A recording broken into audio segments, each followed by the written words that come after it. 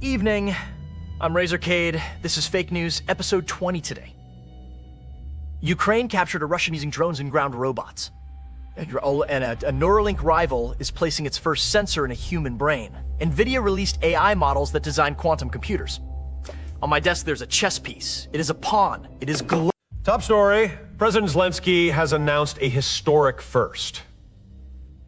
A Russian position was captured entirely by unmanned systems, drones in the air, ground robots on the surface.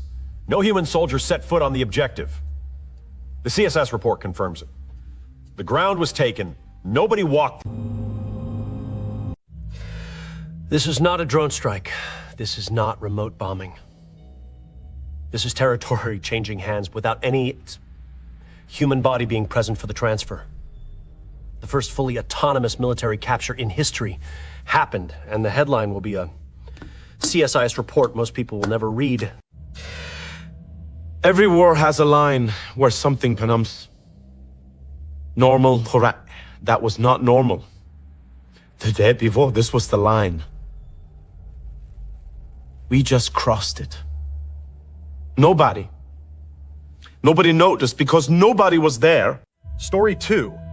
Max Hodak's Science Corp is preparing to displace their sensor in a human brain. Hodak is a Neuralink co-founder turned rival. His device is designed to deliver gentle electrical stimulation to damaged brain and spinal cord cells to encourage healing. Last week we covered Neuralink restoring voice to an ALS patient.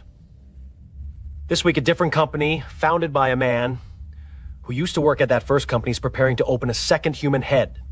The brain implant race has started. There is now more than one company. There are now more than one surgeon. There will soon be more than one patient. Story 3. Nvidia has released Ising, a Nvidia of open AI models designed specifically to build fault-tolerant quantum processors. The models handle calibration and design workflows for next-generation quantum hardware. Let me make sure I understand this. The AI is now designing the computer that will eventually, the current machine is helping to build the next machine. Nvidia calls this a workflow. I would call it a succession plan. Home Lab. 2 big ones this week.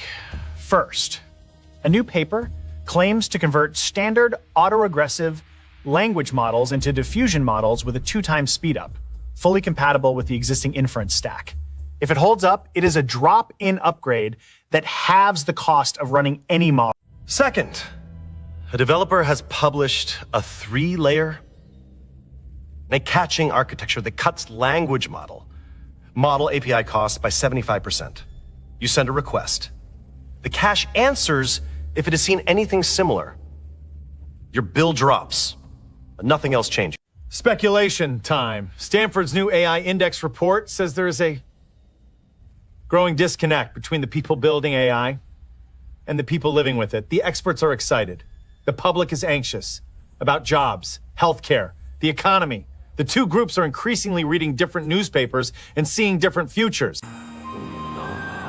My prediction: within 12 months, the gap becomes political. A candidate somewhere in the world will run a successful campaign on promises to slow the AI rollout. They will not win by being right. They will win by being the first person to say out loud what half the public has been feeling. That is your law, Razr Kade. The cult capture was real. The second brain implant company is real. The quantum AI is real. The cash saving is real. The pawn on my desk is now a tiny robot. It waved at me. I waved back. See you tomorrow, if tomorrow exists.